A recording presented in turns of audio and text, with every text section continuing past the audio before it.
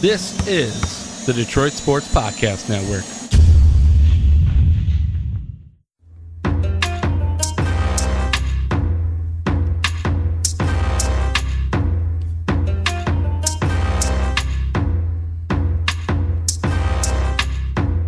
Welcome in to the Monday Mashup. What's the date, Kevin? I believe it is the 13th. Yes. All right. So Monday, January 14th. That is my new co-host, Kevin McCann, joining me. Host of what? Hardwood Hot Takes? Hardwood Hot Takes podcast. The Hardwood Hot Takes podcast. Met him through my job at Specs Howard. Listened to his podcast. Loved what I heard. Great content. Knows what he's talking about. I needed an NBA guy in here. And so I found one. I can do that for you. I'm going to try my hardest to keep my cool when we get to Michigan State football talk, but for NBA, I'll be level-headed, I promise. Yes. So as always, sponsored by Detroit Sports Podcast Network, and that's how we're talking to you today. A lot to do. Big divisional round, best weekend of the year in football, they always say. Did not really live up to it. No. Michigan State and Michigan football coaching changes, and then as always, the NBA power ranking. I have my 5. Kevin has his 5. We'll go through them. But we're going to start with the NFL Divisional Round recap and Conference Championship preview. So I want to start with Chiefs-Colts. Okay. Which was maybe the most boring game of the weekend. Just a dreadful watch. Also, like, I don't know about you, but this weekend went so backwards to what everybody was thinking because everybody kept saying 3 road teams are going to win. I kept saying all these road dogs are threats. Every home team won. I really believed in Philly, like more than we'll get to that, I'm sure. But like as far as road teams, I don't know how much I believed in LA. I'm going to say San Diego. Every single time. But I mean, Indianapolis, I just felt like it was over so quick when you have 2 rushing touchdowns and they're just pounding it down your throat. Like I lost hope so fast for them. And they were the dog I was the highest on. On this pod last week, I said they were the biggest lock as a dog this weekend. And within, 4 minutes of the game, it was over. Quick. I mean, it was quick. It was a rapid 17-0 lead. And you just didn't feel like they had anything on offense to get them back in it. Which is weird because, like, Andy Reid goes up 17-0 in a playoff game. I'm going, okay, the Colts got him right where they want him. Like, exactly. This is going to be perfect. This is perfect. And they couldn't get anything. Until, like, late the fourth quarter, the only touchdown they had was a punt block? They had the one in the second quarter. That was a punt block. Yeah, that was it. Until late in the fourth, finally. And the weird thing about it was, I don't even think, because people are going, oh my God, is the Chiefs defense good now? Do we have to worry about this? The only time the Colts offense looked even remotely able to move the ball, they were doing that hurry up at the end of the second half, or at the end of the first half. And they came out and just went away from it. That's such a smoke and mirrors thing, too, because even the Lions' offense looks good when they go tempo. Like, if you go tempo and you're pushing, you're not subbing, and you know what you're going to call on the next play in the defense, like that's such smoke and mirrors. So, yeah, I mean, they just got dominated the whole time. That's fair. And I kind of lean the other way where, like, I think the Lions should go hurry up more. Well, I think everybody should go hurry up more. Like, the Colts were coming out and going run, pass really a lot in the first half, which concerned me because I'm like, you're going against the league worst passing defense, and you're not using Andrew Luck's arm. What is that about? He had been playing so well, like out of his mind. I mean, comeback player of the year, no doubt. Like he was. No, I'm not gonna put him in like an MVP talk, but he was like just because everybody else was so far ahead of him. If Mahomes didn't do Mahomes stuff, like he'd have been much more. If Mahomes didn't, because here's the thing, people go Breeze is the second place MVP. Right. I don't know that he is. Like, if you look at how he played the second half of the season, the Panthers game didn't look good. A lot of the stuff towards that, he was getting carried by the defense. Andrew Luck got better as the season went on. And that's where I'm like, if Mahomes wasn't doing Mahomes things, maybe Andrew Luck's your MVP. But then he went out and just did an Andrew Luck in the playoffs. He did what he always does in New England in Kansas City. Like, that's the thing with the Breeze thing for me is I just think about who votes for MVP. Like, even if I don't think he deserves to be right there in the MVP discussion, it's like, it's Drew Brees. He's never won one. These are old football writers who have probably always loved Drew Brees and wanted to vote for Drew Brees, and now here's this opportunity. So if he doesn't win, he's definitely second. And I don't think he has a shot in winning because, and here's the thing, and maybe this is a weird take by me, but if Mahomes only throws 49 touchdowns, maybe Breeze wins MVP. I mean, you're right. Like, but the fact that he threw 50, it's like the even number and getting to that number, it's like... And he did it with flair. Yeah. Like, he really left-handed put on a passes, show. no-look passes. Yeah, I mean, when you get the stats, when the stats match up to, like, you watch the game and you saw it and it was a hell of a thing to watch, like, then it becomes no-brainer MVP. Like the Brady and Moss thing, like, yeah, they broke records, but they really broke records. Like, oh my God, throwing bombs. Like, that's a good comparison because watching Mahomes and Tyreek was kind of similar to watching Brady Moss, where like that Dolphins game when Brady and Randy Moss had 4 touchdowns in a quarter. Exactly what game you're talking about. Where Brady was just dropping back and on like 12 passes, he'd thrown 4 touchdowns for 280 yards. And it just looked like there wasn't a defense out there. It was insane. And so basically our recap for Colts Chiefs is we can confirm the Chiefs are a really good football team. Yeah, I mean, even I'm not going to get fooled by that defense. Like, I think they're okay. I think New England's going to be more than able to have their way with them.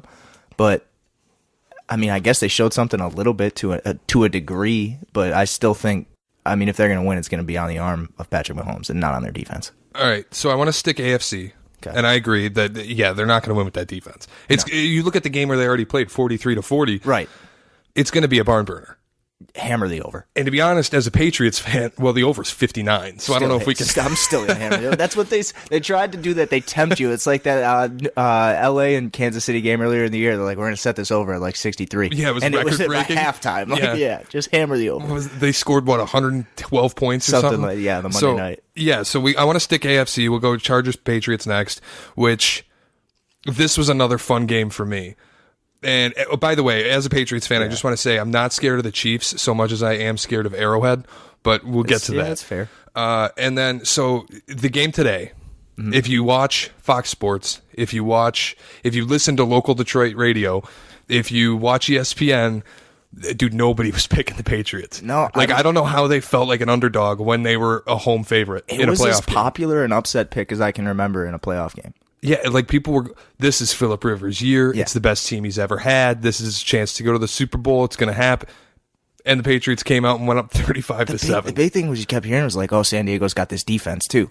San Diego can play this defense. They got the classic blueprint defense with the pass rush that's going to abuse Brady, and he's going to have to work for every down. And what did Belichick do? Who won the toss, said, I'll take the ball. Yeah. And he's like, didn't want to wait. Let's see this pass rush. Set the tone early, and then went right down and scored on him. 2 things really stuck out to me watching this game. That offensive line might be the best in the NFL. I think it's a year ahead, because I thought next year we're looking at that O-line as the best in the NFL when Isaiah Wynn's healthy, and they don't have to put Trent Brown out at left tackle anymore. What the interior line did today and David Andrews did today at center, I think they're the best line in the NFL right now. It's close with LA, with the Rams. I think their offensive line was phenomenal in that other game. We'll get to that. But, yeah, I mean, their offensive line today, New England's dominated. Those are the 2 top, I would agree. Yeah. And then maybe like Pittsburgh. But of the teams that are left, we don't have to worry about Pittsburgh. Yeah. So that stuck out to me. Another thing that stuck out to me was Gronk's run blocking. I mean, it's like having another lineman. Yeah. It's like having another left tackle or right tackle, whatever side you put him on. Everybody keeps talking about what you lose without Gronk in the passing game. What you lose without Gronk in the passing game, you more than gain when he's run blocking. Yeah, I mean, because he was just out there moving people. He's like the most mobile offensive lineman of all time. He was just dictating. At one point on a Sony Michel run, he went like 20 yards. Gronk switched assignments in the middle of a play and still got to the next block. And like, what he did today, where he was at the goal line on that touchdown, he's just moving on the left guys. Side. Yeah. And the play before it too. Yeah. Like back to back, they were just like, yeah, go ahead. We'll double team, and then you'll get to the next level too and throw 2 blocks. It really is like having a 6th lineman. He's unbelievable. And a more mobile 6th lineman who can get to the next level and block a linebacker too. Like, it's unbelievable. So, and then if I'm the Chiefs, here's the thing. I'm terrified of the Patriots right now. Oh yeah. The way that they went out and made a statement. Taking the ball was the most uncharacteristic Patriots thing ever. And then they came out on a 7.5 minute drive that was one of the most vintage Patriots drives I've ever seen. And somebody got hurt right in the middle of it, and I thought, oh, they'll slow down, and like they were rolling, and then someone from, I can't remember who it was from LA, that got hurt, but then they just picked it right back up. Mike Williams got hurt. Well, and then you're talking on the defensive side. Yeah, the first drive. But and then the Patriots, you go, oh, maybe this isn't what they need. Yeah. And they come out. Something to trip them up. We're good. No, not even a penalty, not even a false start, nothing. They were just crisp, just hammered it right down the field. And just, again, the line standing up and moving people, opening holes. Over like David Andrews would snap the ball, and immediately he was in the second level taking a safety. Easily. Like, like he didn't even have to try, which is unbelievably uncharacteristic of that San Diego, LA defense, because they're so good up front. But the thing that got exposed maybe a little bit is that 6-7 DB dime package. Every time they brought those 7 DBs in. And the Patriots just go, we're not going to throw it. No. But yeah, we'll give Sony the ball and he'll kill you. And or a swing pass. Like they do the swing pass better than anybody's ever done the swing pass. And James White tied the record for single game receptions today. Unbelievable. 15. Like, they do it doesn't seem like it should be something that puts them over the edge, that they're so good at the swing pass. But it does. Yeah. Like, it's just another aspect, and you've got to plan for it. It's guys out, like Edelman was out there with second chance opportunities nonstop, second efforts nonstop. Sony, same thing. Sony having 3 touchdowns at halftime. Yeah. Being up 35-7 and 3 touchdowns almost. Here's where I'm worried about people who don't watch the Patriots enough, or who don't watch football more casually. Is they're going to go, well, what about the second half where they gave up all those points? And dude, it was an entire half of garbage time. I mean, they just didn't care. Yeah, the NFL should have invoked a mercy rule easily. Like that's such a hot take to just like find something to hold on to and be like, oh, I don't know, do the Tony Romo, I don't know, Jim, but like it. I mean, the game was over in the first quarter. Like, I know it was 14-7 after a quarter, but then that second quarter, it was unreal. It was unlike anything I'd ever seen from that team, really. They just kept coming. It was incredible. And they could have scored more at the end of the half if not for running out of time. Yeah, well, they were up 35-7 at the half. Where they got the first down, and they said he didn't get out of bounds, and they also said he didn't get the first down, and so they didn't get the opportunity to score anymore. But it was like they were out there going for the kill shot. Up 35-7 right before halftime, and Brady's still throwing the ball like I'm trying to get the kill shot. Might have already happened. Like, they were going for another kill shot. Like, I mean, I was sitting there watching the game, and I'm like, they know Phillip Rivers has a family, right? Like, this guy has a they kept huge showing family. him in the suite. I was like, geez, leave these people alone. Right, man. I'm like, good Lord, take it easy, guys. So if I want to preview next week's game, I think it's going to be a barn burner, but I have another interesting kind of stat. There are, of the 4 teams that are left in the playoffs, it is the number 1, number 2, number 3, and number 4 scoring offenses in the NFL. That's what the NFL wants. The Patriots are the only team that left with a top 10 scoring defense. Ooh. I mean, the Rams have a good defense. Do they? They have to. Theoretically, For once they have a stopped good defense. the run. They have the best defensive player in the NFL on their team, and a good enough secondary. And some other really good pass rushers. Like, yes, theoretically, they have on paper, they have a really good defense. I don't know that they're going to beat the Saints, so it might not matter. I don't think they will beat the Saints, but basically what I'm saying is, and before we even get to the NFC side of things, if my simple, like, concise preview for the AFC Championship, I think we're steamrolling towards the Brady Breeze Super Bowl. I mean, that'd be the perfect script for the end. They couldn't pick a better Super Bowl. The NFL could not possibly pick a better Super Bowl. I mean, the Mahomes, the whole aspect of this is Brady passing the torch to Mahomes, like, is right interesting. Now, or is he going to take it from him I saw Nick time? Wright put that on Twitter. Yeah, I did. Yeah. Which means it's not going to happen. No. If Nick Wright says it, it means wrong. it's not going to happen. But I think they could definitely beat him. Like, I think going into Arrowhead and winning a playoff game has proven doable for a lot of teams that aren't as good as the Patriots. So it was their first home win since 1994. Yeah, I was going to say Tennessee went in and beat them, didn't they, last year? Yeah, after being down 18 points. Yeah. I'm not going to bet against Brady in the playoffs. I'm definitely not going to bet against Belichick in the playoffs. I'm in love with Patrick Mahomes' game, just like everybody else is. I am too. Like, who's not? Right? But they haven't looked the same without Kareem Hunt. Definitely. That's without a doubt a fact. But again, I'm not putting too much into what happened with Indy because it was Andrew Luck being Andrew Luck in the playoffs, and maybe they just ran into a wall. Yeah, I think that's a good way to put it. I think they were a team that was a year early anyway. Yeah, I definitely didn't expect this from them this year. Yeah. So I guess they're a year early. I don't know. I don't expect a whole lot from them again next year. So but I look at they have a guy. If the offensive rookie of the year could ever be an offensive lineman, they have the offensive rookie of the year. That's true. They have the defensive rookie of the year, maybe defensive player of the year in the next few years. And Obviously, he's no Aaron Donald. But I think Luck is going to get healthier and healthier. Yeah, exactly. I think and they have a ton of cap space, and they have Luck on a really reasonable contract. I feel like football, you can finagle cap space out of thin air though, and just come up with somebody. Because none of that money's guaranteed. Exactly. You just get rid of it real quick. But I don't know. Are they a year early? Maybe. I don't think they're going to win the AFC next year or anything. But I definitely did not expect this from them this year. So yeah, I'll give you that. But that's where I'm I don't think I'm gonna the Chiefs beating the Colts, the Chiefs beating the Colts the way they did. I'm not gonna go. There's no way the Patriots can beat that team. Oh no! Because then what I saw from the Patriots today, I'm I don't know who's gonna beat the Patriots. I still the Patriots have been so on and off this year that randomly I didn't think the Lions were going to beat the Patriots, and then I know where the Lions beat the Patriots. Obviously that was months ago, but I never know when they go on the road in the playoffs if they're going to win. If this game's in Gillette, it's true. If this game's in Gillette, it's a lock. And there hasn't been a team in the Super Bowl that's won a road game since 2012. That's a heck of a stat. So everything's kind of stacked up against them, but if there's any team I'm picking to go to Arrowhead and win in the AFC Championship game, it's got to be them. I'm picking Brady. Yeah, I'm never going to pick against them in a championship game. It's Tom Brady. Yeah. It's Bill Belichick. He's been there now 8 straight times. And they have a better defense, like you said. Another really crazy, because anytime Brady wins a playoff game, there is just going to be more crazy stats. He has been to the championship conference championship game more times since 2010 than any quarterback in their entire career. It's probably not even that close, is it? It's probably 8-5. Yeah, I think it is 8-5. I think it's 8-5, and the 5 was Montana. Jeez. He's just so good. It's insane. What they've put together there is just insane. Got Gretzky records.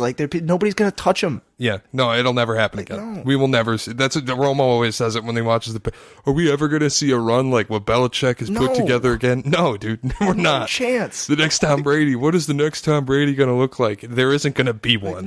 It's just This is impossible. Okay, so on the NFC side of things, the game yesterday. Cowboys-Rams. This was another one where I looked at the underdog and I was like, Rams run defense has been really questionable all season. Cowboys got Zeke. I felt like it was the perfect matchup with that defense. None of it happened again. It was one of those one-possession games that never really felt like a one-possession game. Yeah. The Cowboys were down 8 the whole time, but it always felt like they were down 14. It felt like they just couldn't climb as far as they needed to be in it.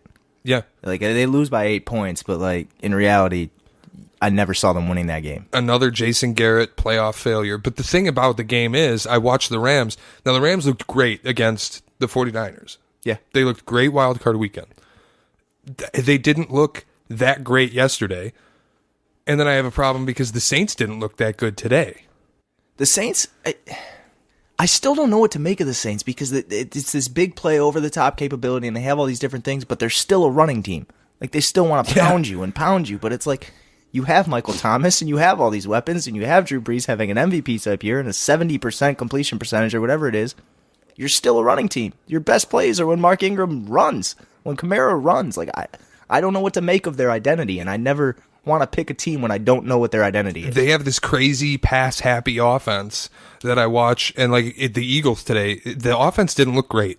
Michael Thomas catches everything in his vicinity. Seemingly. But other than that, the offense didn't look great. Kamara had a couple moments where he looked good. The throw from Taysom Hill to Kamara was beautiful. Yeah. That was probably the best throw any Saints quarterback threw all day, and it got called back because of a penalty. I love Sean Payton in the play. Riverboat Sean comes out in the playoffs, and you see fake punts and H-backs throwing deep balls. Onside kicks out of halftime. You gotta love it. Yeah, it is. Sean Payton in the playoffs is a beautiful thing. And, they have the ultimate. They have the dome field advantage. Everybody says. God, yeah. I don't see them losing next week to the Rams, but they don't look that impressive, and that's where I'm like, is the AFC champion going to be the Super Bowl champion?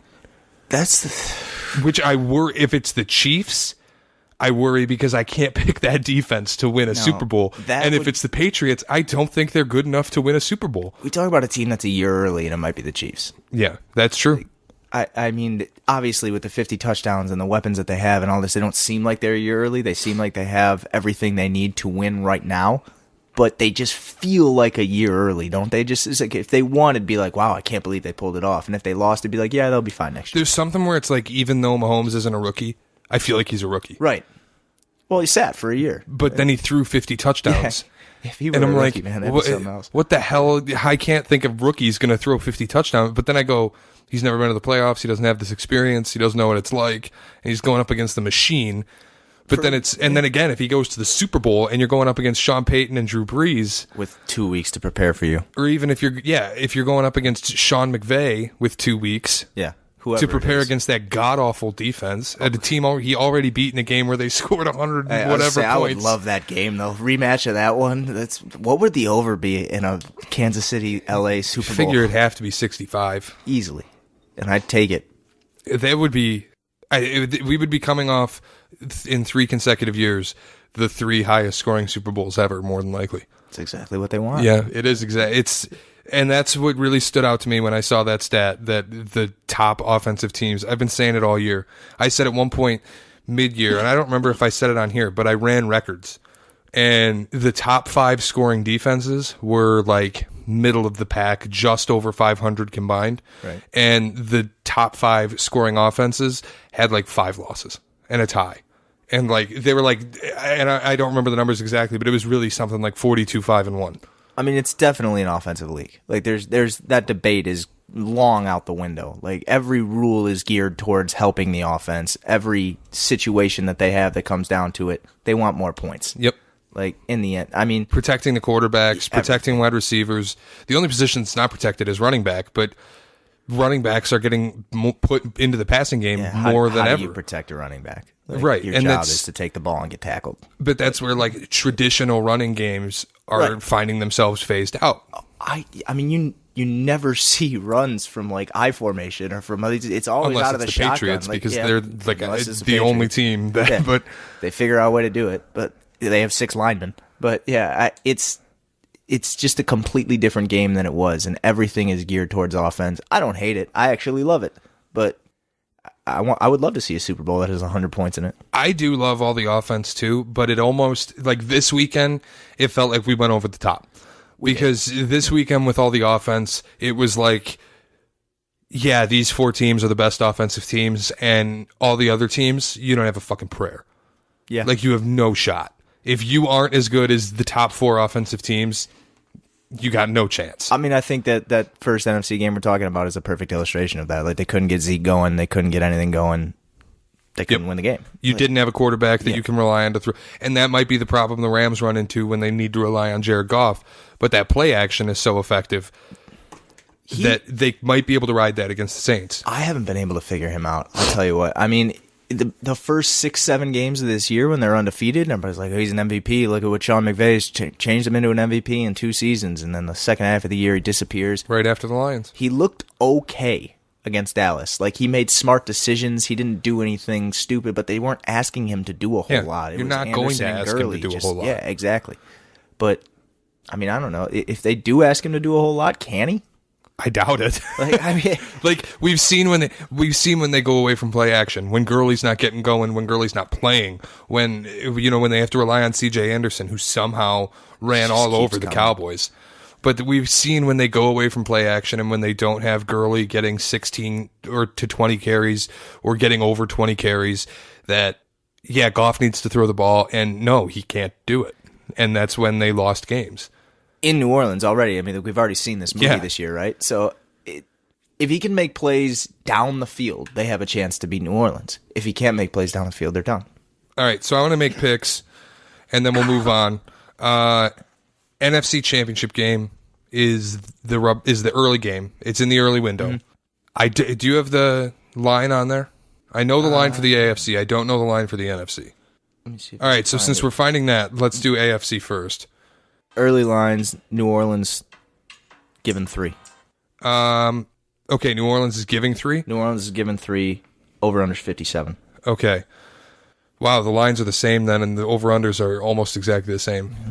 So we have an NFC Championship where New Orleans is giving 3, and an AFC Championship where Kansas City is giving 3, and the over-unders are 57 and 59. And we're going to watch 2 of the same games. 57s. They're both 57s. Oh my gosh. Yeah. So we have the exact same betting odds on both of these games. On both of them, yep. All right, well, I'm going to go ahead and go Saints given 3 points, even though I hate the way that they've played. I hate the way that Drew Brees has been the past 5-6 weeks of the season.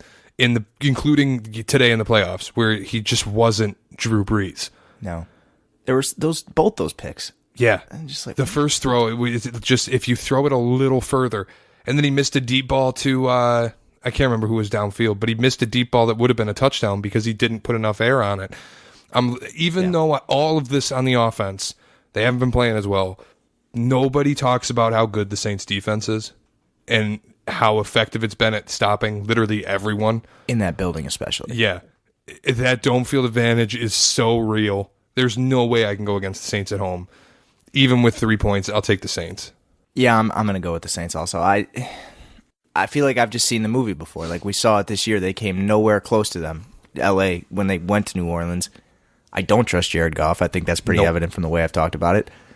Again, theoretically, LA should have a good defense. Like they have better defensive players than New Orleans does, but I still think New Orleans defense in that building, like you said, the dome field advantage. Like that's the deciding factor for me. I'm going to take New Orleans. And like the thing too about the defense in LA, they have better names. They have players that haven't lived up. Like Talib's not the same guy. Sue's a non-factor. Like you have guys that have names, but they haven't lived up. And the thing like that, the home field advantage is just so real. And then I look at McVay and I look at a guy who, when the lights get really, really bright, he's 32 in the playoffs. Dude, he's young. Yeah, he's so young. He's got a long time to go, and I think he's got a lot to learn still, especially as a head coach. The offensive side of the ball is good. Yeah. I worry about him in playoff games.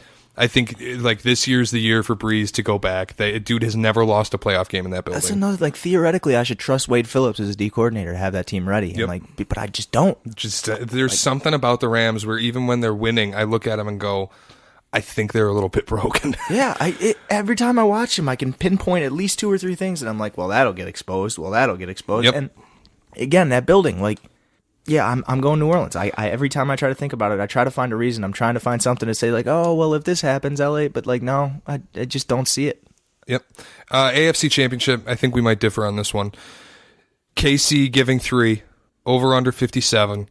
I'm taking the Patriots and I'm taking the points. And the reason that nobody talks about the defense and how good that unit has been, and it's a defense that in the important parts of the game today just, except for one blown coverage by Stephon Gilmore, held the Chargers completely in check. They held Pittsburgh in check when they went on the road, even though the offense couldn't live up to it. The problem is that the offense needs to learn to move the ball on the road. They haven't been able to do it all year. I mean, I think the points are perfect for this one. This is a field goal game. Yeah. No doubt about it. And that's where I look at the Chiefs' defense, and I can't pick that team. I can't bet on that team. It is tough. It's glaring. Yeah, and the way Brady just picked it apart when they first played.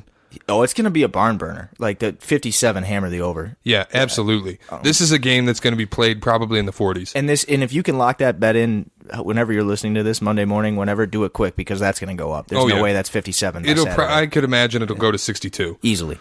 Yeah, I mean it's that defense. I don't want to bet against Tom Brady. I think this will be the most difficult championship game of Brady's career. 2015 against the Broncos when he got hit 22 times. The Peyton Manning games. Were those a championship game or is that a divisional round? That was a championship. The Broncos one was a championship game. If they win, then I think it's the best AFC championship win of Brady's career. Because I think this is the hardest one he's ever going to have to get. You can't say that's with me here because I'm going to go down a mountain. I know you will, but last year against Jacksonville. Right, but he's at home. Yeah, that team didn't have an offense that could keep up with them. Like, he's got to go on the road, and he's got to score with the best offense in the NFL. That's true. And he's going to have to probably do it in the snow. And like, you almost want to say it's legacy defining. I'm just kidding. I would, but for a guy who's got 5 he's got Super nothing Bowl left rings, to prove. like, it's not really legacy defining. I think it will be the best AFC championship win of his career if he gets it, because I think he'll win the game like 48-45 with a last second field goal. And if he doesn't, is it really a torch passing moment, or is it they'll be back? Yeah, I mean, he'll be back next year to try and take the torch back. Like, they've been, 8 straight championship games? Yep. Like, I'm going to go ahead and say the smart money's on 9. But it is, and it's funny because we all know the radio. Like, I never bet against the Patriots. Yeah. Same thing. Like, it's just, if you, what was the stat that they came up with? If you bet on the Patriots in every single game that they've played since 2001, you would have won $43,000 or something. Something wild like that. But this is one of those things where it's like I want to bet on the Chiefs. I think the Chiefs want to win, and then I get to that, giving the cashier my ticket to lock that bet in, and I'm like, you know what? No, never mind. I don't want to do this. The other problem that I struggle with too is like you look at it and go, the Chiefs are the better football team. Yeah, that's the main thing. But the Chargers were the better football team. Yeah, like, I think you look at last year, Jacksonville roster all the way across was the better football team.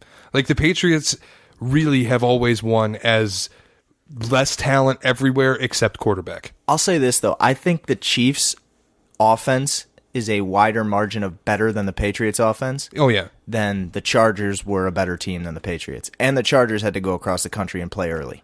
Yeah, and that's true. And the Chiefs, which we can't really hold that against them because they went 8-0 in those games all year, but this was their first loss traveling to the East Coast. Right. But it was also their first time playing in 25 degrees. Yeah, and I don't know how many of those games they played early at 1 o'clock, but seemingly most of them because they were on the East Coast. But the thing about the weather for the AFC Championship game is it's going to be, 15 degrees? It might be snowing. It's going to be cold. I actually think that it completely kills the home field advantage. I don't know if it kills the home field advantage. It kills the ability to throw it more effectively. But I still think they'll be loud and drunk. But I think the Patriots have the better offensive line. They do. I think the Patriots have the better running game. They have the better running back. Yeah. I think they're more built to play cold weather, snow. Kareem Hunt, though. Yeah. Again, they haven't looked the same. No. All right, before we dive again deep into what the NFL would look like if Kareem Hunt never kicked a woman in a hallway, let's move on. We've got Michigan State, Michigan doing some coaching changes. I want to start with Michigan because we're going to get through it more quickly and a whole lot easier. One is Harbaugh lost 2 coaches within 24 hours to Ohio State. I'm a big Greg Madison guy. Did it mean anything? I'm a huge Greg Madison guy. I think it meant something, especially along the lines of recruiting. What's his name that they lost? Al Washington. Al Washington. Apparently a big Ohio recruiter. Greg Madison, too. Yeah. Well, Madison can recruit defense, period. Like, Greg Madison walks into your living room and you're a defensive lineman.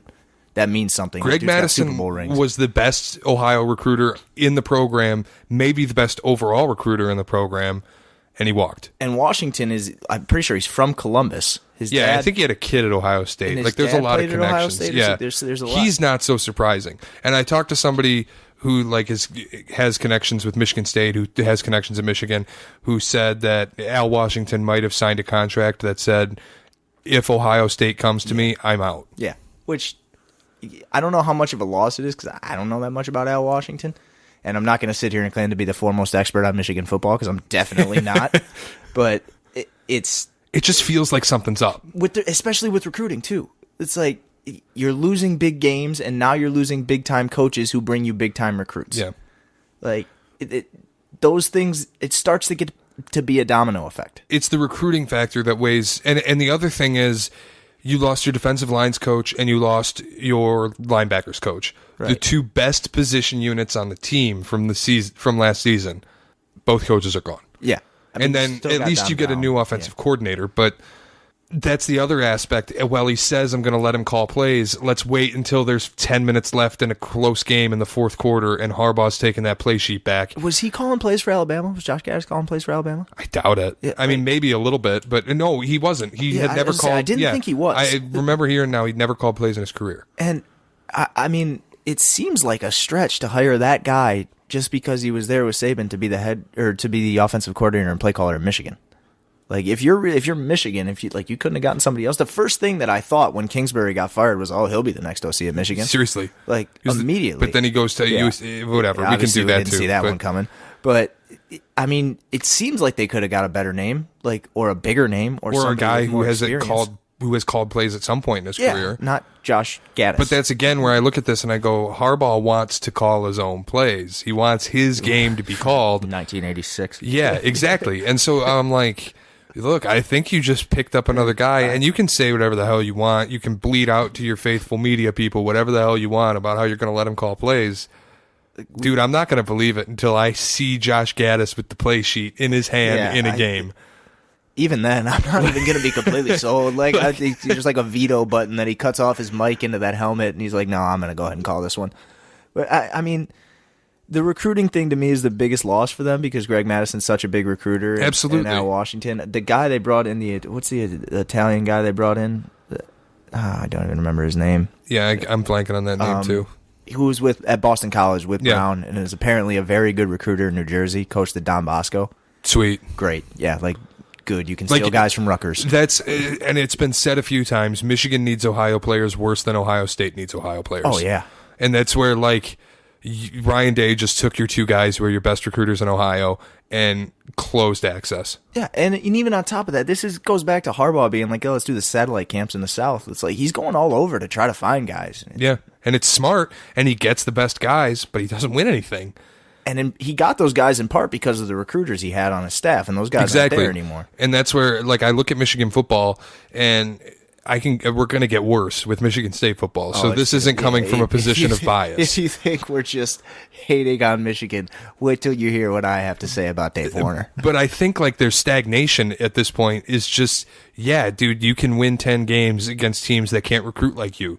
But as soon as you go up against a team that can recruit like you, you're fucked. What is he, 1-9 against top 10 teams or something like that? Yeah. Hasn't won. The second they come up against somebody who can get their recruits, a Florida, an Ohio State, a Notre Dame. In a bowl game, when it matters.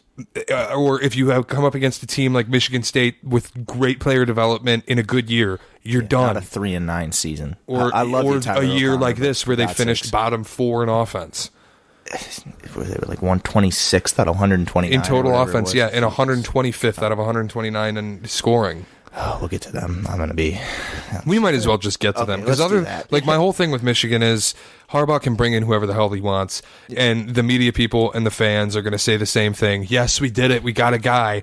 I could give a shit. Let me see it first. My thing with Michigan, too, is anytime anyone who's not a Michigan fan opens their mouth and says anything, it's just oh, you don't know. It's like, okay, fine, I don't know. Go worry about your own team. Okay, I don't care, fine. You asked me, I don't care. Yeah, whatever. Exactly. Okay, so Michigan State. I don't want to use the same cliche that everybody else used, but there's no other way to put it. Go ahead. Reshuffling the deck chairs on the Titanic. I mean, the Titanic's already sinking. There's already water on the ship. You've hit the iceberg. Yeah. And D'Antonio's just looking at everybody, and he's like, look, guys, we're sinking one way or another. We're all drowning one way or another. I mean, that's stat. 125. Brad Salem, let me give you a slightly more comfortable chair. Dave Warner, you weren't serving on the charcuterie board as nicely as I wanted you to, so you're getting moved into the lower deck. But yeah, who's what's his name? That he actually was one of their last good coaches, and he goes, well, I need somebody to be in that position, so you're fucked. Why did he just played musical chairs with his coaches? He called it the most significant change we've had in my 12 years here, but it's warranted. Well, yeah, no shit, it's warranted. Obviously it's warranted when you're 125th out of 129 teams in FBS in scoring, and 116th in total offense, and 114th in rushing offense, and 115th in conversions, and 126th in passing efficiency. I'm a foxhole guy. That's the most asinine thing I've ever heard. I'm a foxhole guy. I want to go back to the first thing you said. This is the most, what is it? He said, and I quote, "This is probably the most significant change we've had in my 12 years here, but it's warranted." Yeah, fuck you. This is the most significant change they've had. Yeah, since they sent Dan Rochard to New Orleans. That speaks more to his refusal to change than it does this is really good change. And the effectiveness of the people he's changing with. He's got Don Treadwell doing God knows what. Now, that guy used to be a head coach. Here we go. Brad Salem will move from QB's coach to offensive coordinator and running backs coach. Dave Warner will become quarterbacks coach. Newsflash, he was already quarterbacks coach. He was doubling as coordinator and quarterbacks coach. All they did was say, look, this title here, no more. And he was running backs coach, too. But then you leave him on with the quarterback. Yeah. You go, Mark Staten moves from O-line coach to tight ends and special teams. Jim Bowman, who should be just put out to pasture, becomes O-line coach. Okay, so because Mark Staten didn't do his job well enough, but he's had experience with tight ends and special teams, two units that, one, you don't use tight ends right, and special teams is fucking horrible. I mean... And you go, let's just put our worst position coach there because we don't use tight ends anyway, and our special teams is trash regardless. And then you go, Don Treadwell becomes receivers coach because he's done that however many years, God knows how many years ago. Yes. Hired as a head coach off the Michigan State staff. Switching roles with Terrence Samuel. Who is a just hot fraud. He's a bum. And I go, no new blood. None. And I can go on for Terrence Samuel. I had friends who were wide receivers. I don't want to go off on him, so I won't. But the whole, I'm a foxhole, I'm going down with these guys, blah, blah, blah. Like, you got to be kidding me, right? Like, in the whole, Brad Salem's going to bring great new blood to play calling and all this.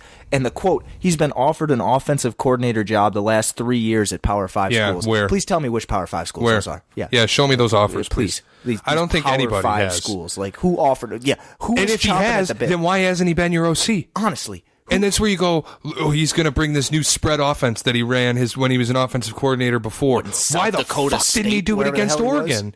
Like, the problem with this isn't so much that the changes happened. The changes happened, cool. At least you changed something. Like, I have to give D'Antonio credit for that, and I'll come back to D'Antonio in a minute because I'm at a point where I'm very, very close to just full on, dude, it's time to go. But here's the thing. Then I look at this and I go, yeah, at least you tried to change something. Dude, you didn't do anything different. Nothing. Like, you just kept the same people. Like, it's not change if it's all the same family. You're having different players hear different voices, but they're all the same voices from the same. Like, what did you really change? He goes, everybody's on board with these changes. There's no way in hell. Shit, they're on board. If not, they're getting fired. I've worked at places. Well, I doubt it. He's not firing anybody. But that's the whole thing. It's like, okay, well, what am I going to say? Then fire him. That's what he should do. Like, but if you're a guy if you're Dave Warner and you have the 125th out of 129th ranked offense at any other Power 5 school, let alone one that's been to a college football playoff and a Rose Bowl in the last 5-6 years, you'd think you'd probably lose your job. Imagine if you. Well, here's the other problem: is we got Beekman as the athletic director, who is just a figurehead. There's no real school president. That's the biggest issue here. If this had happened, if D'Antonio tried to do this, if he goes 125 or 126 out of 129 on offense like he did this year, and he goes, look, Mark Hollis, if he goes, say, look, Mark, this is what I'm going to do. I'm going to move these guys around, change their titles. Yeah, no, you're not. Hollis would have laughed him right out of the office. Mark Hollis is a dog. Yeah, like that he would have laughed him right out of the office. He tried to do this with Roshar in when they had the great years with Cousins, and then they had to bring in, or they didn't have to bring in, he was already there. Maxwell takes over, and they're awful in 2012. They're 7-6, and they skate by to the Buffalo Wild Wings Bowl. Yep. And they say, okay, well, let's send Dan Roshar somewhere else. Let's get him out of here. And then all of a sudden they take off. Has never fired a coach in his tenure. Oh, he didn't fire Dan Roshar. He just sent him to New Orleans to be the line coach. Yeah, he would have liked Roshar to stick around. Oh, yeah, I firmly believe. No doubt about it. And like Roshar was as hated as Dave Warner. I hate Dave Warner a lot. I don't know. But I didn't like Dan Roshar either. Here's the issue with Dave Warner. And this is something that I've been told by a couple Michigan State people. It's something I firmly believe too. Is whatever you do, Brad Salem, yeah, he might run this cool spread offense, but he's coaching for a guy who wants to run the ball 40 times. Everybody's got a boss. There is just, he's so content to win games 14-10 and 17-14. It drives me nuts. And it's bullshit. It's such an awful product to watch. It's so dumb. And it's also not what football is. No, you can go ahead not in 2019. You can go ahead and beat Purdue 14-10. You can beat Michigan 14-10. Lose to Northwestern at home. Yeah, you can lose 3 straight times to Northwestern. Great. You can win all these games against Big Ten teams because this is Big Ten football, and you have a bunch of other stubborn idiot programs. I love beating Rutgers 14-10. It's great. Like you have so many stubborn, stupid programs in the Midwest that for whatever reason go, we have this geographical disadvantage. No, you don't. Ohio State plays in the same fucking weather, and they run a Southern-style offense with Southern-style players. Do it. Michigan beat Rutgers by like 70. Yes. We beat them by 4. Yes. And Michigan runs the same stubborn offense. Northwestern, same stubborn offense. Yeah. Purdue, Iowa, everywhere in the Big Ten. It's defense, run the ball 30 times, and we're going to win the football game close, smash mouth football. You know what's going to happen when you get to the playoff? You're going to get fucking smoked. Yeah, Alabama's going to kick the hell out of you. Every single time. They will break a boot off in your ass. Ohio State's the only team that can do it. Like just because they had a quarterback. Like, they were the only team this year that theoretically could have even remotely competed against those best teams, because at least they had a guy back there who could sling it and put points up. For the first time in Ohio State's history, they had a pocket passer. And even then, they got smoked in West Lafayette. Yep. Like, yeah, I don't know what to make of the Big Ten. Like, the Big Ten West is awful, and then they win bowl games. And like, I don't know what to say. You look at the Pac-12, and they have the opposite problem because they're so into small, quick style, spread offense, West Coast offense. They do have a geographical problem because no one will watch them. That too. Yeah, if the games are late, nobody wants to go out there and play there. Nobody wants to play in the desert. Nobody wants to play in Northern California. I do love Pac-12 After Dark. It's a great program. Yeah, I can't wait to fall asleep. I fall asleep watching it every time. Literally, the Pac-12's playing tonight. Game kicks off at 10:30. I'm like, I'm going to be out by halftime. I'll fall asleep every time unless Michigan State's in Tempe losing 14-10. Which, again, in that game, I am not ashamed to say I had to pick up the remote and rewatch it the next day because I fell asleep towards the end. It was I didn't rewatch it. It was like 1:30 in the morning, and I was laying there a little bit drunk, and I'm like... I mean, you didn't miss anything.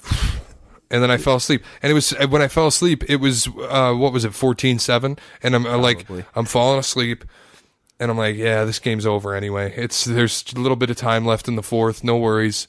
They had the ESPN crew just slurping Herm Edwards. And what a great job he was doing the whole time. I remember that. It was like Tom Luganville was doing sideline, and his dad is an assistant for Arizona State. And I'm like, how is this allowed? But yeah, come to find out, you beat a team that can't score in a whorehouse. It's like they gave him just so much credit meaningless. for that win. Like, Michigan State's a great team. We handled it. It's like, no, dude. Michigan State fucking was awful. sucks. Brian Lewerke was hurt.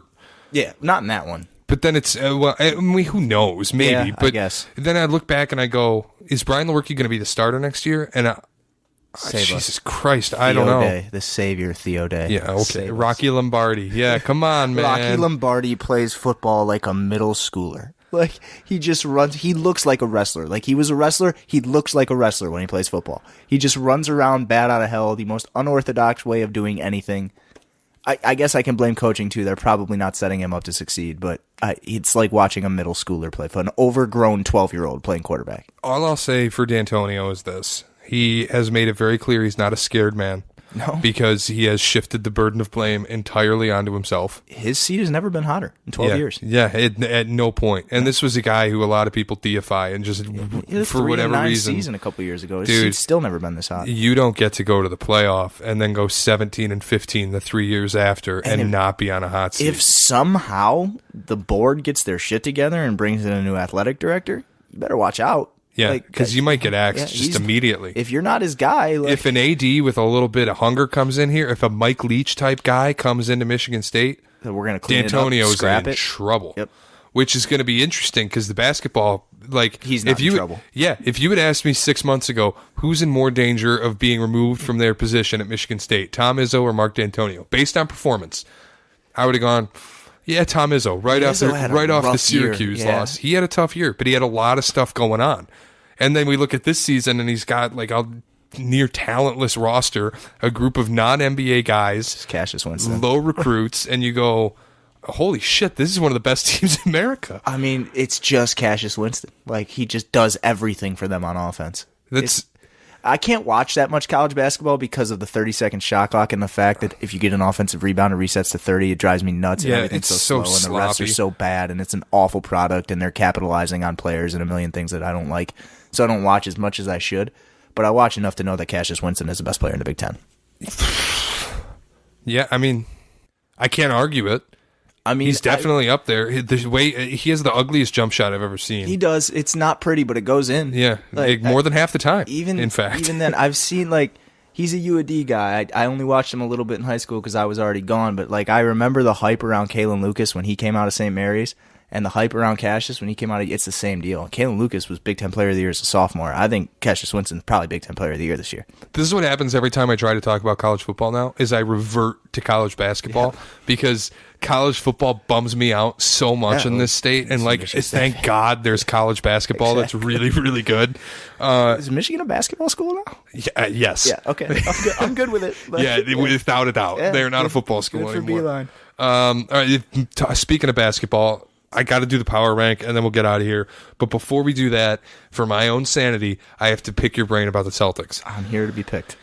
Because this is a team that I want so badly to put in the top 5 in my power rankings every single week when I do this, and I go through all the math, and I go through all the numbers, and I look, and I'm like, there's no reason the Celtics shouldn't be there. Since Thanksgiving, listen to this.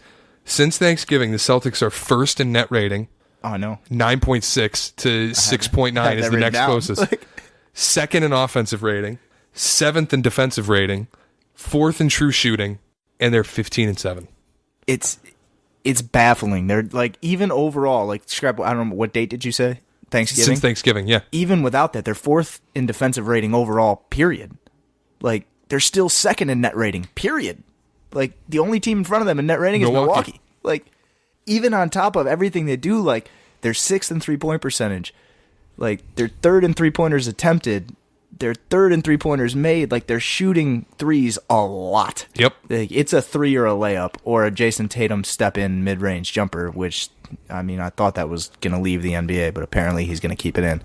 Hey, man, I'm here for it. I mean, he makes them. So I was going to add, since Thanksgiving, they are, I think, second in three-point percentage, and they're the only team that is in the top 10 of three-point percentage that's also in the top 10 of three-point attempts. Yeah, they're sick. I mean, they're shooting 36.5% as a team. From like, the Spurs are number one in three-point percentage. They don't take them. They're dead last in attempts. They never take, though they hit like their first 14 the Yeah, other they were night. 14 of 14. Wild. But, I mean, the thing about the Celtics for me is they need to be a better rebounding team.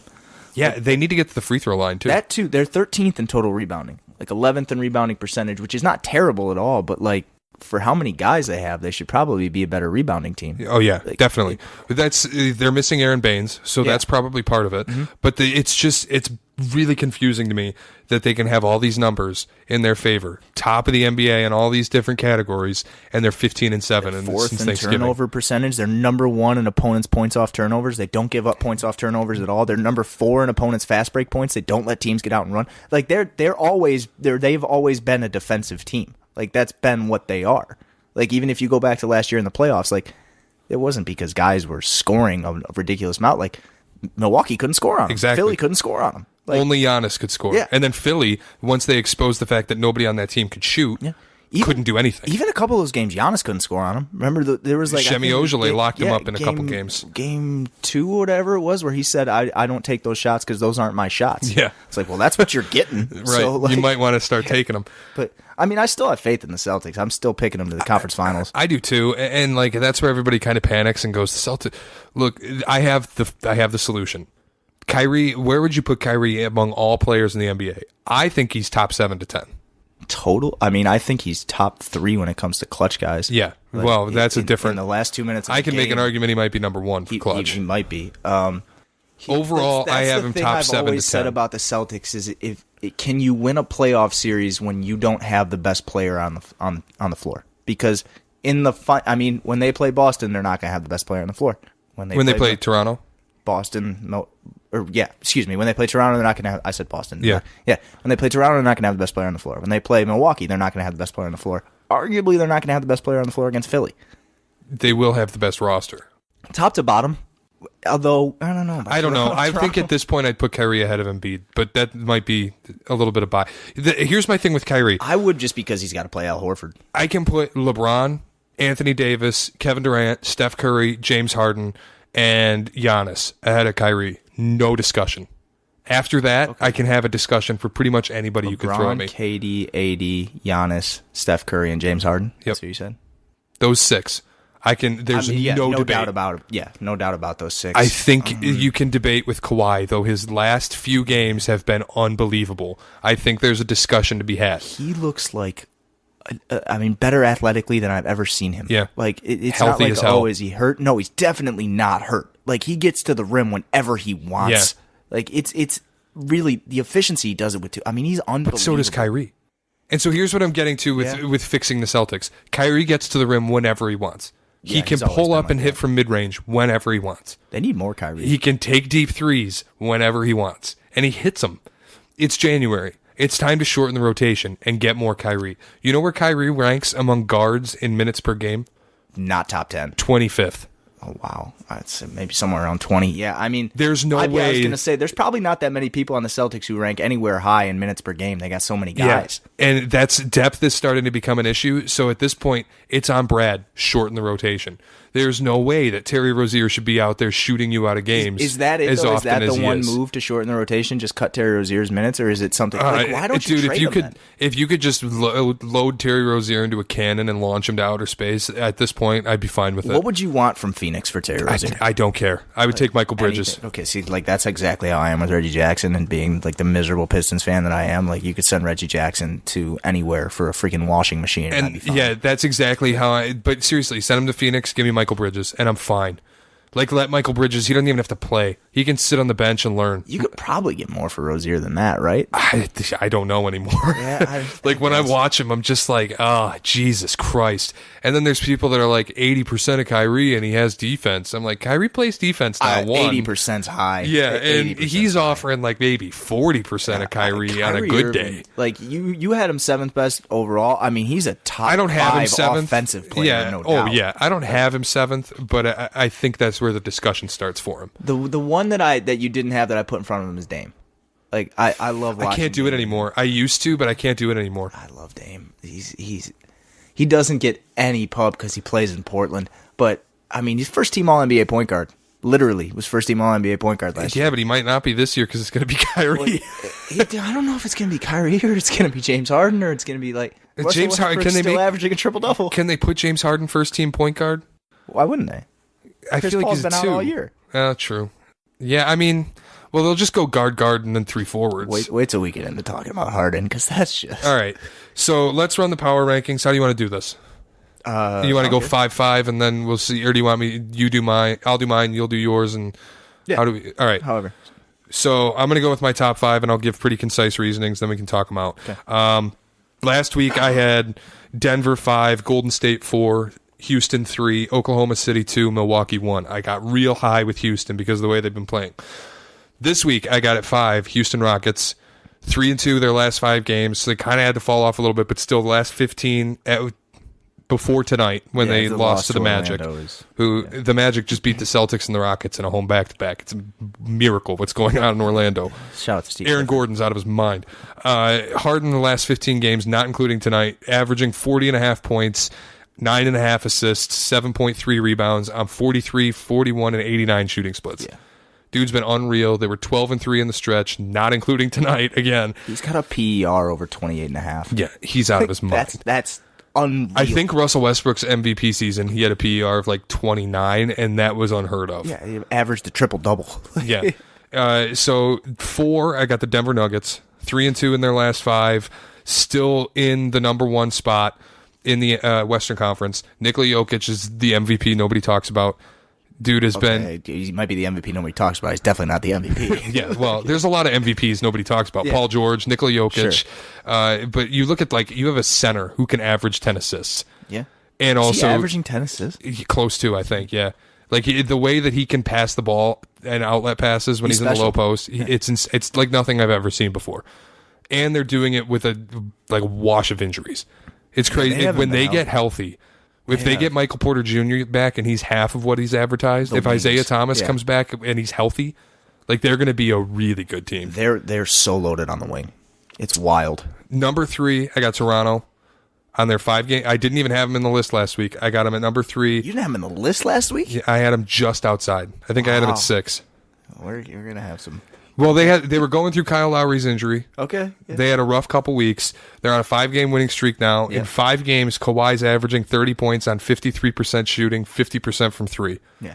Dude's out of his mind. I mean, if it's not Harden, I have him at MVP. And then another role player that nobody's talking about because Kyle Lowry's not doing fucking anything. Don't say Pascal Siakam because I'm talking about him. I was going to say Pascal Siakam. I am talking about him. Dude, where does this guy come from? I love his game. He's out of his mind. He's averaging almost 20 points. He can do anything. I think he's the second most important player on their team. I kept thinking it was going to be OJ and Anunoby that would take the leap. He hasn't had a great year. He really hasn't. He really hasn't shot it well. And I kept thinking this year's the year he's going to make the jump.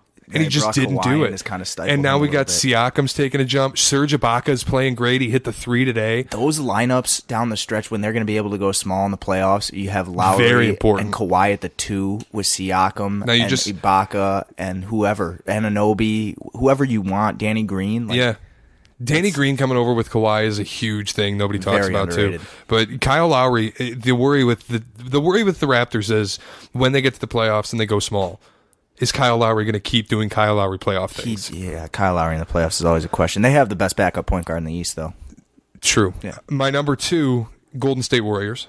I have them at 2 also. Klay Thompson, dude, is back. Yeah. Dude, again, in the past 5 games. Did he ever really leave? Yes. He might have been off He was on gone, a Clay dude. Island for something, doing Clay stuff, scaffolding he was Clay, gone. China Clay, Cutter Clay, whatever Clay it Clay is. was stoned But, somewhere yeah, and he was not You present. knew, is he really gone if you know he's coming back, though? I didn't know. I was starting to wonder. Dude, he's got all he's got in his game. He's got nothing in his game except defense and a catch and shoot. And he was The defense not never there. left. The defense never left, No. but the catch and shoot Yeah. was gone. He was low 30s, I think, at one point. Last 5 games, 54%, 51% from 3. It just takes one. Curry's setting records. Yeah, Curry is an entire offense if he wants to be. KD keeps averaging damn near 30.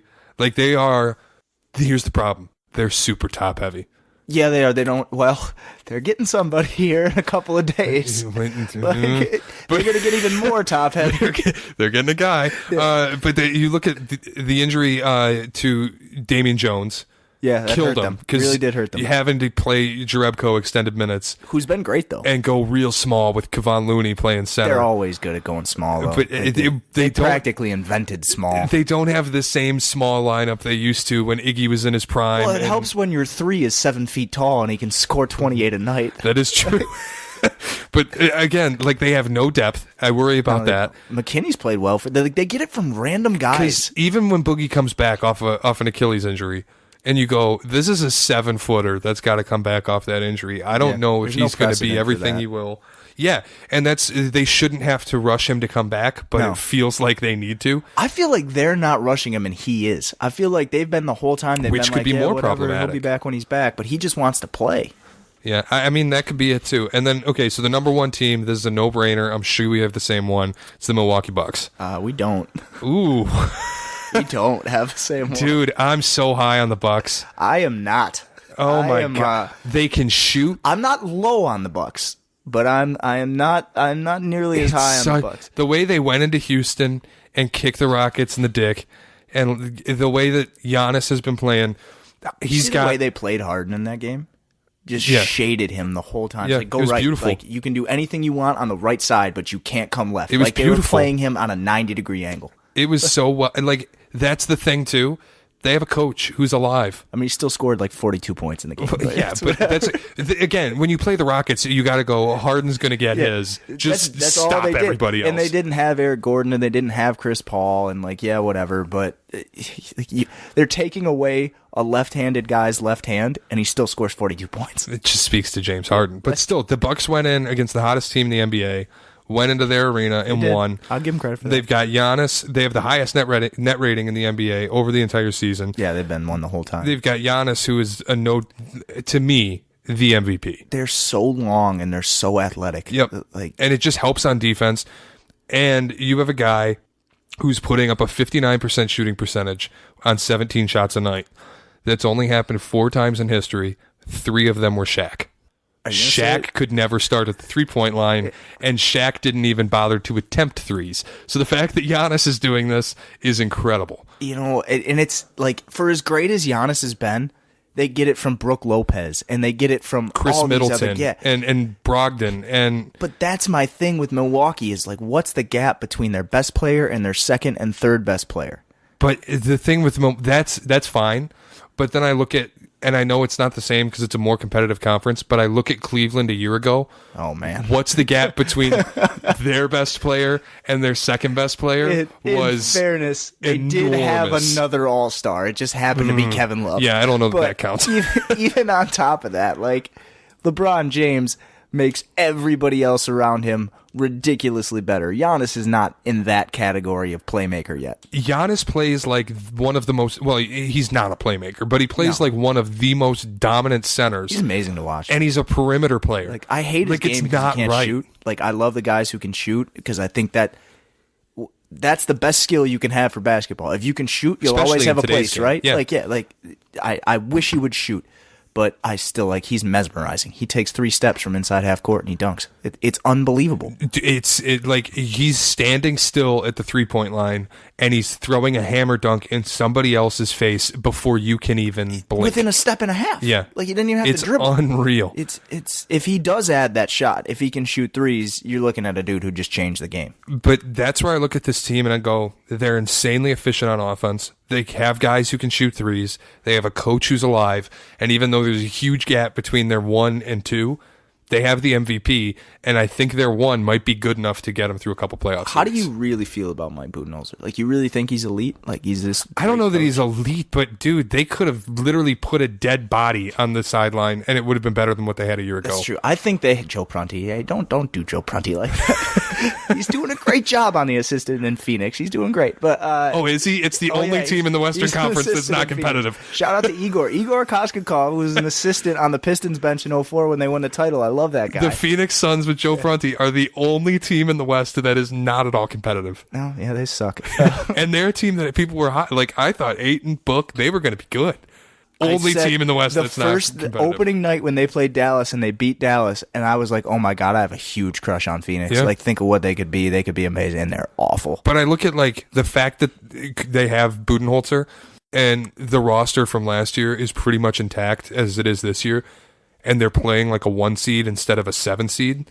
That's my thing with them. Coaching might be just the difference. And then Giannis continues to develop. I think about them what I think about Denver, and it's that they have regular season disease. See, I think I feel you on Denver because I look at Denver and I go, they might be a really good regular season They team. might be the 2 seed. I can't see them winning a playoff series. They might be the 2 seed, and they might lose to the Lakers as the 7. We really have to. It's January. We really have to start thinking the Nuggets might be the 1. I think we really have to start. You have to think about it, but they might do it. Who's the possible 7 or 8 seed that they could play? Because any of those, Houston, you're done. LA. Portland would give them a run. If you get the Lakers Utah. or the Trailblazer, is Utah going to get up there? Like, do we really? I believe in Utah. I actually really do believe in Utah. This was just about the time last year when they started going. They're starting to figure it out again. I hate Donovan Mitchell this year. I hate him. He's trying to play point guard too much. He's trying to play Kobe ball. Yeah, in a way. I mean, he knows he's the best player on that team, and when you know you're the best player on that team and you're only in your 2nd year, it can be a problem. Yeah, it can be an issue, but I do love him. All right, what do you got? Am I going 5-1 or 1-5? Go 5-1. Okay, so 5.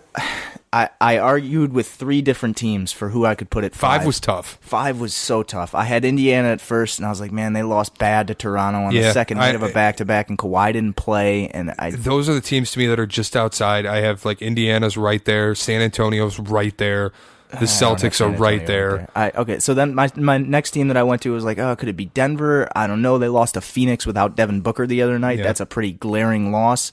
They got beat up by Houston. They needed some luck to beat Miami. And then I said, OKC, but they've lost 3 in a row to 2 non-playoff teams. And they keep getting the ball out of Paul George's hand at the end. That's what I'm saying. PG's over 26.5 on 44.5, 38, and 83. And they don't let him shoot. And 8 rebounds. He needs the ball more. Yep. But the thing they do, they play phenomenal defense. They do. I mean, they just. But they're the worst 3-point shooting team in the league. They are. But even then, Russell Westbrook shooting career lows across the board, still averaging a triple-double. That line the other night against San Antonio. Because he won't let the ball go out of bounds. No, he won't. But did you watch the San Antonio game, the double overtime? That was the game of the year. 24, 13, and 24. By the way, I do want to touch on that because I think that San Antonio and that double overtime game, San Antonio and the Thunder, was the best sporting event in any sport that I have watched in a regular season this entire calendar year. It was I thought it was game. Better than I mean, Rams we're 13 Chiefs. days in, but it was a phenomenal. 2018 seasons. Yeah, I thought I misspoke, but I thought it was better than Rams Chiefs. Ooh, I thought it was incredible. Probably 1 and 2, 1 and 1A, whatever you want to call it. Yeah, I mean, it was the fact an amazing that it game. was both teams were playing really good defense and also shooting really well. Everybody was incredible. Marcus Aldridge had 56. I don't even think he tried a 3. Well, there was one, I think it was in overtime, or it might have been in the 4th quarter, where Paul George danced around a screen and then turned around at the 3-point line and nailed a 3. Yeah. And then the ball went the other way, and Patty Mills did a half spin move to shake a defender and then hit a turnaround 3 just to batch it up. I should give more respect to San Antonio than I'm giving because I didn't even consider them for this 5th spot. But even that, I mean, they just get it. Derek White. Who? Yeah. What? How? It doesn't make sense. Whatever. But I ended up with OKC. I said I put those three teams together, and I was like, well, who do I think is the best team of those three? And when OKC's rolling, I said OKC. So I have OKC at 5. I don't hate it. Yeah. This is where we're going to get a little. I don't know how you're going to feel about this. I have Milwaukee at 4. I can't do it, dude. I get it because of the regular season disease thing, but I love this team. I mean, they're constructed unbelievably well. Like, they're long, they're athletic, they can shoot. They got usually 3 to 4 guys who can handle it on the floor at the same time. Even randoms like DJ Wilson are showing up and giving them good minutes. Like, I like the things they do. I don't believe in them. I don't think Budenholzer is a great playoff coach. He's been beaten by bad teams. Well, you look at those in the playoffs. Hawks teams that went... Like, they won 60 games, and they got to a conference finals and promptly got They swept. were like the Raptors before the Raptors were cool. Exactly. At 3, I have Houston. And I know that's high for Houston. I had them at 3 last week. I don't hate it. I mean, they're playing like the team that won 67 games. They had a 3-game losing streak up until December 8th, and since then, excluding tonight, they're 13-3. Yeah. And Harden is at 34-9 a night with a PER at 28.6. And the lowest point total he's had since December 8th is 29, and it only happened once. Every other time he's been over 30. 8 of those 16 games, 30-10. 5 of those games, 40-10. Like, what he's done is unreal. That's the only reason they're there. He's launching himself out of a catapult back into the MVP he has discussion. Put himself even beyond that into rarefied air with, like, could he possibly be the best offensive player ever? I don't think so, but he's there now. He's in the conversation. I think it's getting pretty easy to say he's the best regular season offensive player ever. I think he might be the most unique offensive player at the guard position ever. Like, I've never seen Giannis anything is probably like the him. most unique player I've ever seen in my entire life. But, like, James Harden, the things he can do, no one else does those And, like, things. a year ago, 6 months ago even, we were like, Kevin Durant is the best offensive player who's ever lived. And now we've gotten to a point where it's like, holy shit, we got to talk about James Harden. And Harden's stat lines, too, like, they're jaw-dropping. But even when they're awful, like, you don't even bat an eye. You're just like, whatever. Like, tonight, 1 for 17 from deep. Whatever. Like, he's going to take 20 more tomorrow. Like, you mean he took 17 shots from 3? Yeah, I can live with that. and he only made 1. And, yeah, it's fine. I don't care. Like, he still scored almost 40. He doesn't believe in getting cold. Like, No. he just... They'll miss 27 in a row in a game 7. And But just keep firing. that becomes the problem because he's When one you of live by it, 17, you die and by it. he will not give up the shot. I mean, they lost to the Magic tonight. Again, Magic beat the Celtics and the Rockets in a home back-to-back. Watch out. Hey, yeah, good for Steve Clifford. At 2, I have Golden State. I have 1-5 of 6. The only loss in their last 6 is the wild one to Houston where Harden hit the crazy You shot. have Toronto at 1? I have Toronto at 1. We're going to get there, though. But, yeah, their only loss in the last 6 is the crazy one to Harden. They get Boogie back. Durant and Curry are both legitimate MVP candidates that will never get talked about as being... They're the only... They can't because they're on the same team. They're the only 2 teammates that have ever averaged 28 points a game for this long into a season. Yeah. The only ones close are like Alex English and Kiki Vandeweghe in Denver. You used to talk about all those 30-30 games that KD and Russ used to have. But Yeah. No, now it's... this is something completely different. And it's just like, it doesn't matter. The unselfish is like, oh, it's your night. Oh, it's your night. Oh, it's Clay's night. It's Clay's night every time they're playing a really bad team. Like, he's had 2 ridiculous nights. They happen to both have come against Chicago. That's not a coincidence. And he did the Chicago, the second one, he did it with 4 dribbles. Yeah, and it's like, okay, we're playing a really shitty team. Let's just let Clay go off. Like, we'll just let him catch and shoot all night. Just let him get to the corner and hit him deep on a cut. And like, and it's just, you start to think like, oh man, DeMarcus Cousins coming back. And yeah, there's no precedent for a 7-foot guy who weighs 280 pounds coming back from an Achilles tendon. Like, he could be awful. I don't know. But when he went out, he was averaging 25 and 13, and he was without a doubt first-team All-NBA center. The fear is the Pelicans did get better when he was out. Yeah, but I think that has more to do with Anthony Davis just taking more on. Could be. Like, and even then. But I'll move on. Toronto, they're my 1. They've won 5 in a row. They beat Milwaukee on the road without Lowry, and then the next night beat Indiana, who I really, like we talked about, I wanted them to put them at 5, but I just couldn't do it. And they beat Indiana the next night without Kawhi. That's just really, really impressive to me. Yeah. They have the best record in the league.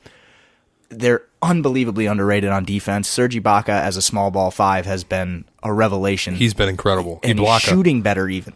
But they win games. They have a winning record without Kyle Lowry. They have a winning record without Kawhi Leonard.